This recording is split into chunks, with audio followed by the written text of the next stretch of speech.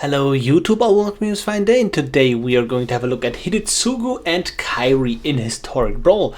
This deck aims to win by playing the commander, sacrificing it over and over, and killing the opponent in the very same turn. Our commander Hidetsugu and Kairi is a 5-mana creature in Dimir, flying 5/4, decent stats, not too relevant most of the time, and two very relevant abilities. First, when Hidetsugu and Kairi enters the battlefield, draw 3 cards, then put 2 cards from your hand on top of your library in any order. This is just basically a Brainstorm. The card Brainstorm does that for 1 mana, it's in Speed and Blue. And then, when Hidetsugu and Kairi dies, exile the top card of your library. Target opponent loses life equal to the mana value. If it's an instant or sorcery card, you may cast it without paying its mana cost. So, the idea is that you want any card that allows you to sacrifice a commander for free repeatedly in the same turn on the field. Then you play the commander and you win the game from there. Because let's say we have a Demon Mail Hauberk in play.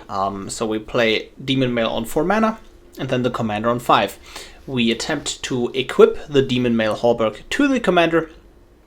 But as a cost to equip to the commander, we just sacrifice the commander. So nothing actually is happening to the Demon Mail, but a commander goes to the graveyard. Well, because of our commander entered, we put a card from from our hand on top of the library. Let's say any reanimation spell. Rise Again is the most vanilla one on Arena. It's just 5 mana, return target creature card from your graveyard to the battlefield. Now, we put that on top, sacrifice the commander, cast Rise Again for free. Very important, by the way, keep the commander in the graveyard. Don't put it into the command zone, otherwise you lose the game. So cast Rise Again, deal the opponent 5 damage, or they lose life. They lose life. It's not damage, but that shouldn't matter for the most part. Return the commander. Commander enters, draw 3, put 2 on top. The next reanimation spell is waiting. Sacrifice the commander, rinse and repeat, and you usually need to do this 4 to 5 times depending on the mana costs of your cards, and that deals the opponent enough damage to just, kill them. And that is pretty neat. So, 2 requirements basically for the deck. We max out on reanimation spells that we can hit. This, by the way, is literally all of them. I believe, if I missed any, write me in the comments below, but I'm pretty sure this is all reanimation spells that work with Hidetsugu and Kairi on Arena in these colors right now. And all free sacrifice outlets. I believe I also play all of those. Hopefully, if I missed any, please tell me in the comments. So, I believe we have around 8. 1, 2, 3, 4, 5... 1, 2, 3, 4, 5. Yeah, we have 9. No, 8. Yes, beautiful. We have 8. We have a few tutors. So Moonsilver Key gets us a Altar of Dementia, or just any land in case we need to hit a land drop. And we also run Grim Tutor.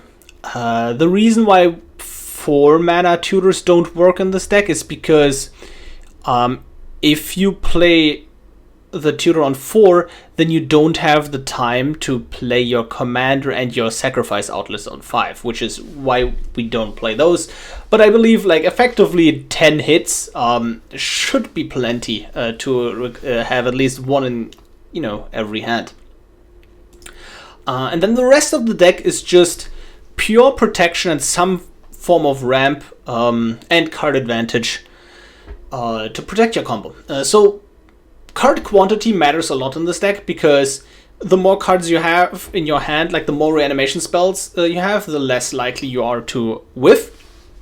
So you want some form of card draw and card advantage, but you can't really afford doing so because you need to dedicate most of your slots to the actual combo that is most of the deck anyways, and then the classic combo protection. So we're playing some hand aid effects like Thought Erasure, Thought Seize, Mind Spike, right? Like just get the problematic cards out of the way.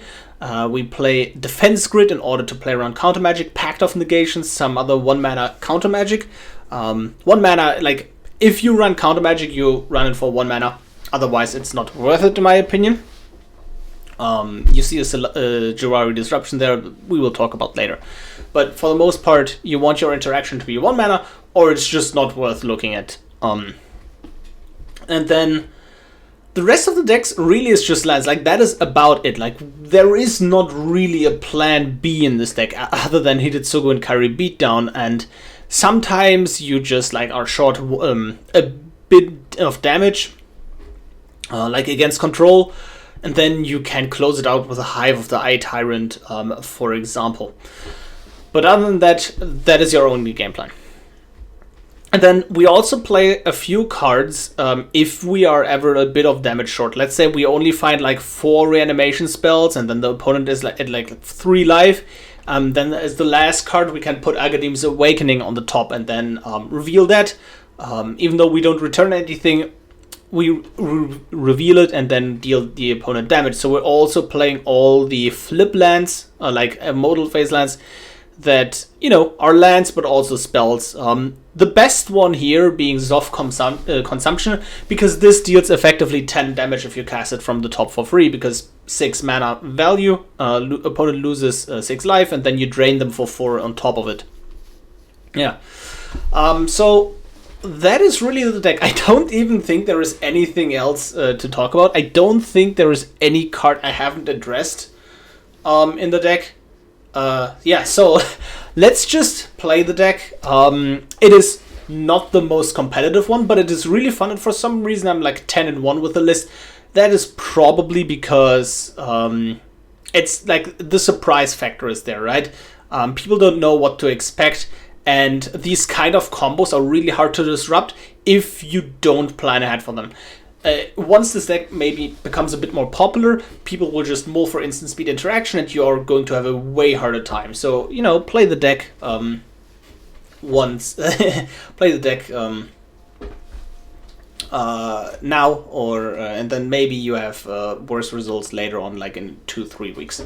Anyways, let's play some games. Subscribe to the channel. It is free. Consider liking the video. Join the Discord, and let's go. We are ready to play against Ovika Enigma Goliath, and that should be a really solid matchup in that they do slow rampy things without much counter magic, hopefully, and we do slightly faster things. So this is like definitely a ship in my opinion, because Salan Division really doesn't get any sacrifice outlets for the most part. So let's look for a sacrifice outlet. This is slightly better. We're lacking black, which is an issue. We can redraw with the Mind Stone, but I think in this case it is also just worth it to mull to 6.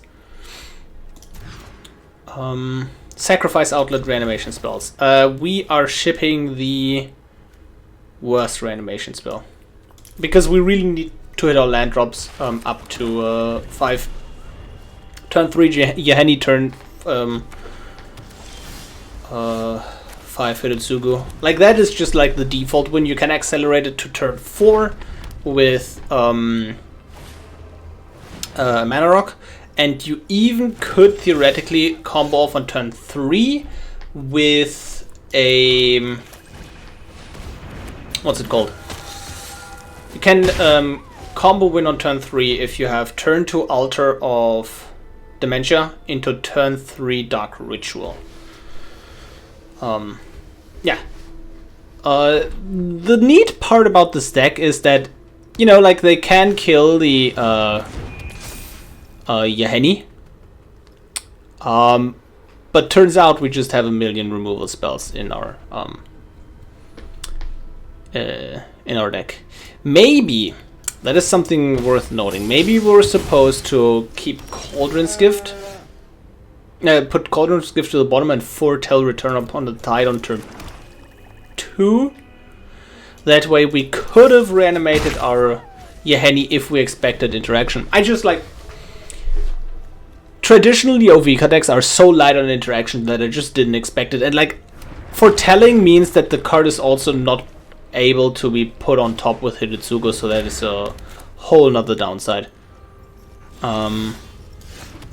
So, do we Duress or do we just try to Cauldron's Gift? I believe it is worth it to just Cauldron's Gift, to be honest. We have enough reanimation spells. And at the end of the day, like any land, we can Duress Commander. Yeah. Cauldron's Gift, reanimate Yahenni. Ah, I should have played this pre-combat. My bad. Missed 2. Yeah, we still get Yahenni. Oh, missed 3 actually because of the counter. Anyways, we get Yahenni because now we can sacrifice the Ox to give Yahenni indestructible. So that happens. If they leave up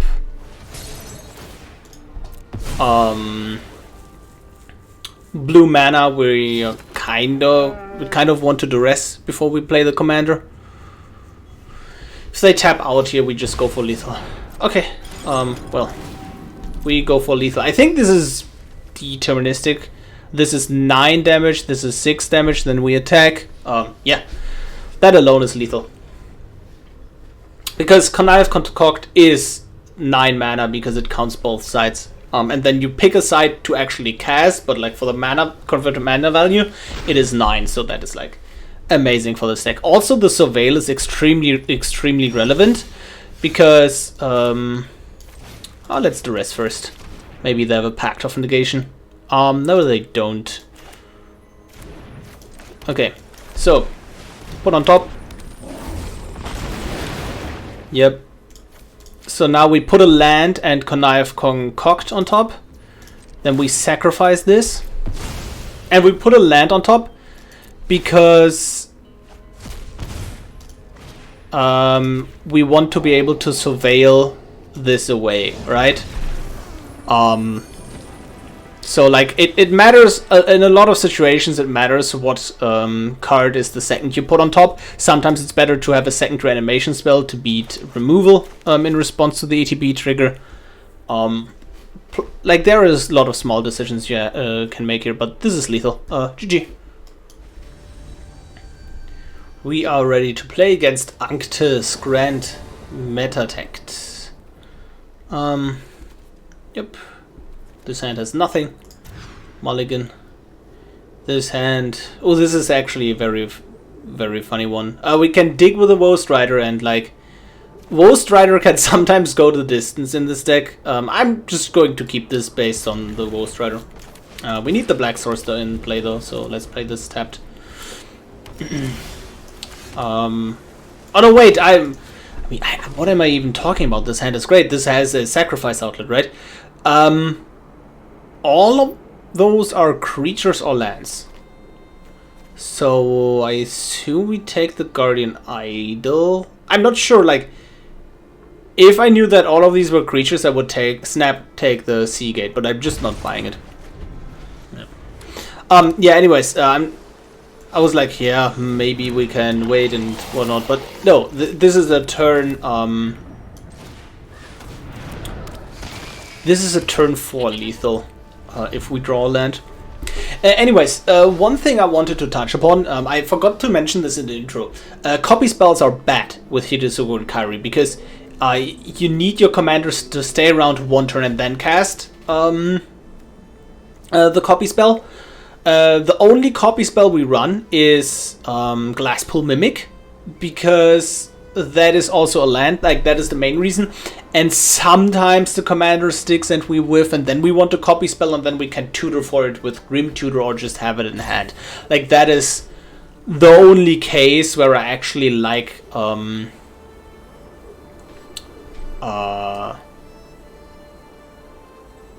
the copy spells, right? But like it is super rare that you actually want them, so I've just cut all of them. The deck doesn't really have space anyways.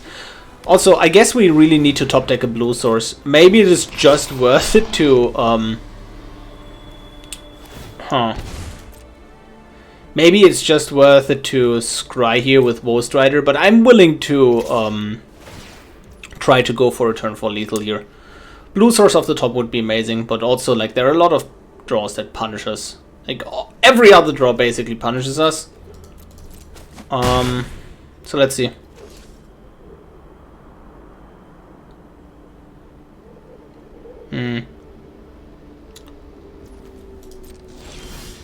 Well, too bad. I think we have enough, like, we are very likely to find another reanimation spell, so I'm going to foretell this to be mana efficient. Mana efficient. It's still like, if we use the goat token, right? Like, that is the big issue. If we use the goat token to scry, then we don't have a card to sacrifice to the Phyrexian Tower in order to play Hidetsugu and Kairi. So we, I guess our play that we want to make here is block with the Goat on the Zenith Chronicler, preserve some life, sacrifice Scry, keep any land on top, and then reanimate the Woe Strider with Return Upon the Tide.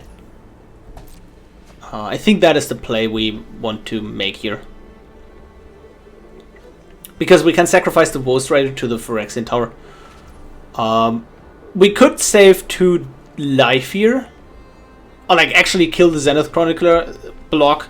But then if we don't have a land on top, we are extremely dead.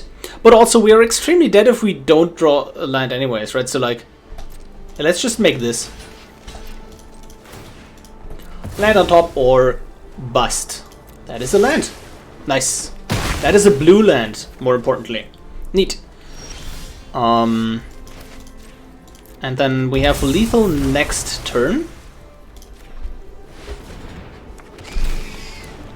Very, like, if I was the opponent, that would be very sus. I mean, we don't have lethal. We need another 5 mana off the top. But again, it is extremely likely to find. We're extremely likely to find a 5 mana instant or sorcery off the top. Especially because Woe Strider also scries, and that is really beneficial with the like stacking of the cards, and you can effectively dig 1 deeper.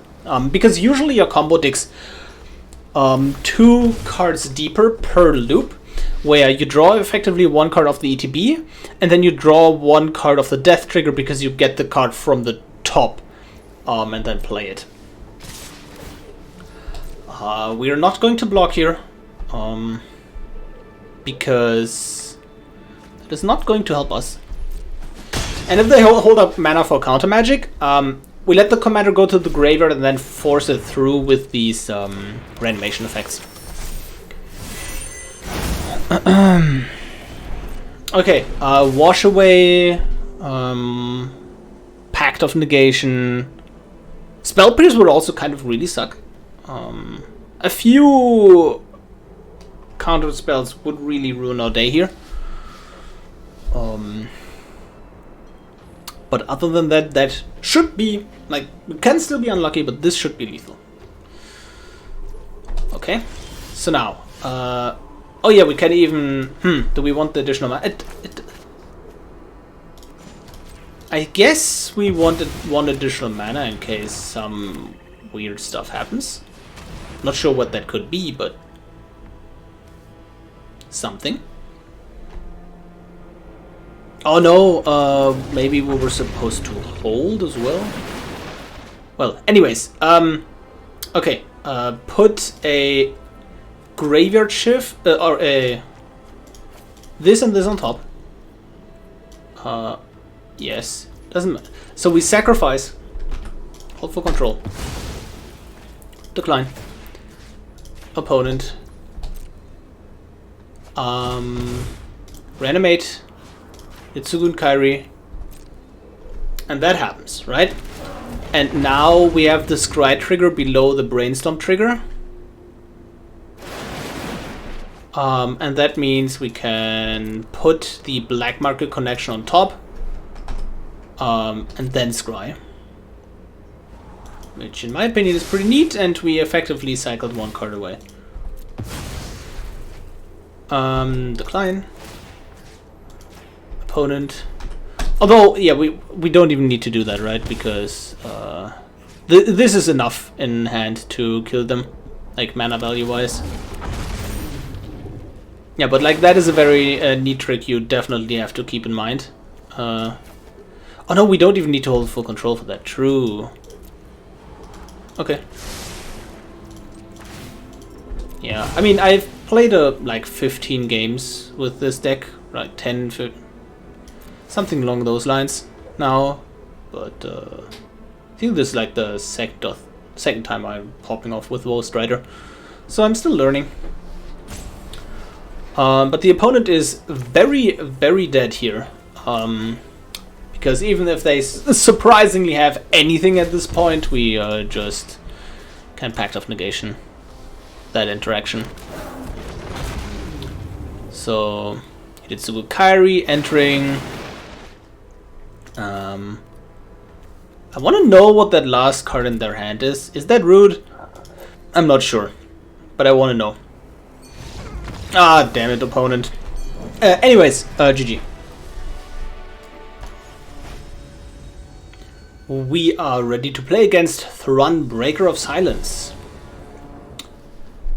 And Mono Green should be a really good matchup because they have a really hard time interacting with us and they are not too fast in killing us, hopefully, especially if we're on the play. No sacrifice outlet, so free mulligan.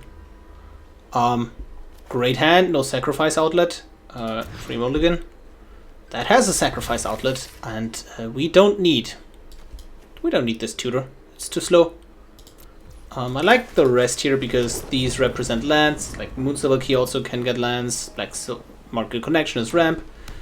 I mean, there is an argument to be made to keep the Grim Tutor because that's the only card that can get us a second sack outlet right now, because Moonsilver Key only tutors for Ashnod's Altar, which we already have in hand.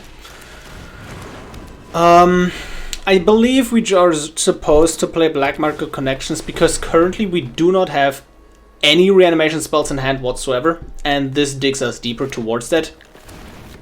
So, yeah, we need to play Black Market, and like we could go. Playing Ashnod's Altar right now requires us to top deck Dark Ritual and then just go in blind effectively. I don't think we're supposed to create a token here. This is not going to save us too much life. Do we need the mana? I don't think we need the mana as well, right? Because we're not going to have lethal. So let's just draw. Mindstone, Ashnod's Altar, and then next turn we can draw, maybe create a treasure if we need to, and then crack the Mindstone as well to go one deeper. I'm not. Oh no!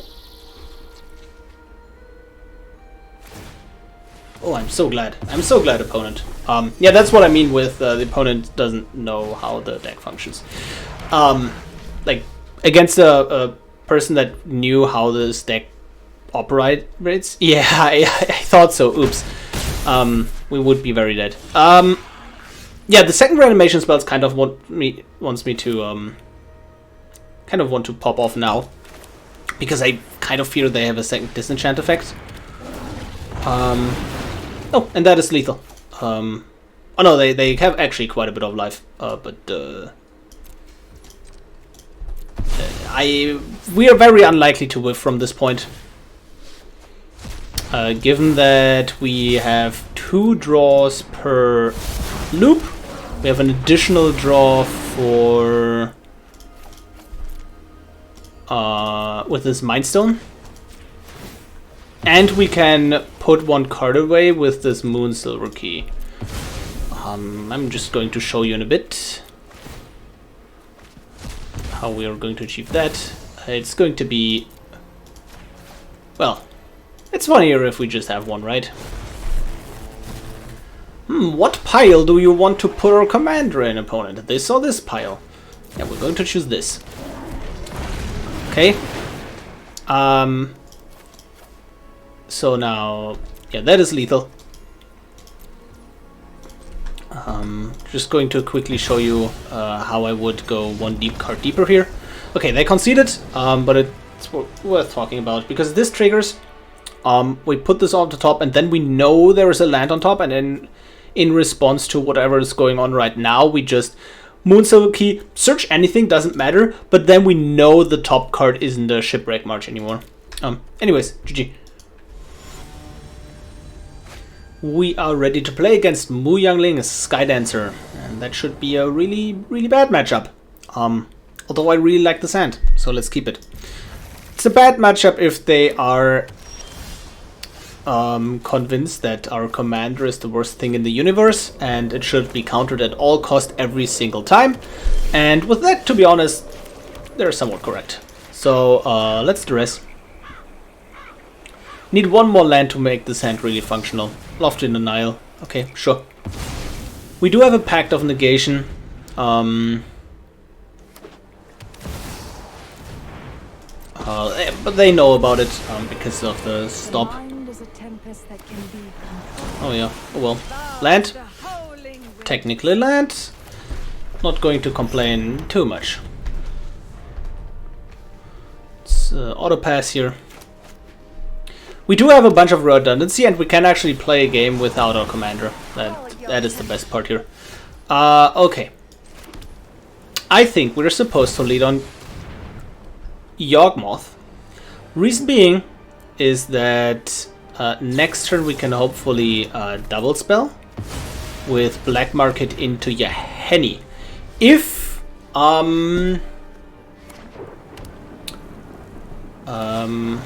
we draw land. A land would be the absolute best draw. Yep, there we go. I think we want to bait with Black Market Connections because we really need this Yahenni to resolve. Spell. Beautiful. Yahenni. And we get to hit their commander. I think that is worth it to Fading Hope. To Pact of Negation. Reason being that they don't get an additional turn here to draw cards. Although no, no, we really want this Yahenni in play actually. Okay, pass turn. And then the opponent does opponent things, ultimates Mu Youngling, which is their whole game plan, and draws a ton, an absolute ton of counter magic now. We are going to try to fight through that counter magic with our reanimation spells. Wait, what happened? Where? Oh my god, no. That is not what's going to happen. I wanted to reanimate Yawgmoth. What? What? Ah, god damn it. Yeah, and now we're dead. I think we just have to force our way through this. I mean, they're drawing 6 cards a turn. No way we are going to force our way through this, but I'm still going to try. Summon 0. That gets countered. Draw. What they do here is they don't draw, you know, just for fun. They draw until they have the cheapest possible counterspell in their hand. So if they have a Spell Pierce or something for 2 mana, then they use that and draw the maximum amount, right? Syncopate. Yeah, that's exactly what I'm talking about. And I think at this point, if they present a threat or any... Now, I don't think there is a way how we can ever win this.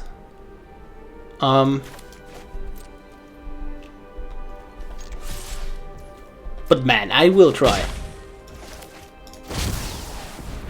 Haunting Voyage. Yep. For some reason, this animation is oddly smooth. It is just so fast. So neat. I really like it. Yeah. No, we couldn't fight through the emblem. GG. I think there was also a world where we were supposed to not counter the bounce spell on the Yahenni. The issue with that is that they ultimate anyways, and we can't play Yahenni into Commander in the same turn. Yeah, it was just really rough how that lined up. GG, really nice game. We are done with the games. I hope you enjoyed them as much as I did. And Hidetsugu and Kairi is one of the combo decks in all time in Historic Brawl. I have honestly been enjoying the list. It's not something I would play regularly, like 200 games long, because it is pretty darn linear. A bit too linear for my taste. I do like combo decks, but there are not as many decisions as I would enjoy. Like I enjoy combo decks with a few more decision points, other than do I do A, do I do B, do I do C? Nothing. Okay, see ya. Next turn. Yeah, but it is a really fun combo deck. If you have the collection, I recommend trying it out. You will, like, this is probably really good to farm daily wins because you either lose or win really quickly. And you do get to play a lot of black spells if you have a black spell quest, because you actually cast these spells off the top with Hidetsugu and Kairi. So at the very least, you're playing like 4 to 6 black spells each game on a very quick pace. Yeah, sorry if there is alarm outside. Can't do anything about it. Anyways, if you want to play this deck on a budget, it's pretty tough, because you need the sacrifice outlets. Maybe you can cut 1, maybe 2, but you really need the sacrifice outlets. You really need the reanimation spells, and oh boy, do I not recommend crafting these reanimation spells, because Reanimator is just not a good archetype in Historic Brawl. You're going to basically only use these reanimation spells in this specific deck. Like all of these, like except Connive Concoct, don't even see play if you would play a Reanimator deck. So, yeah, no. No, I mean, you need these, but oh boy, do I not recommend crafting this deck. Lands, just play basics. You can replace all of them with basics. You don't need the fixing that much. It's fine. We talked about sacrifice outlets already. Yeah, then the rest is cuttable. Like for the pure combo, everything else is gravy. You do want the interaction. What you want to run if you don't have like these interactive spells, there are a few 2-mana spells in black, similar to Collective Brutality and Thought Erasure, that look at the opponent's hand and then take something from it. Just max out on those. Then for the rest, you can honestly play whatever you want, really, because like the deck is super specific in its needs, and if you don't have all the cards, it will still function, but I don't know what to replace those cards with. Yeah, anyways, that is Hidetsugu and Kairi combo. A really weird, really fun, a really quirky combo deck that you will probably see sometimes from time to time, but just remember, if you see Hidetsugu and Kairi, mulligan for instant speed interaction, and you should be good to go. See you in the next video. Goodbye.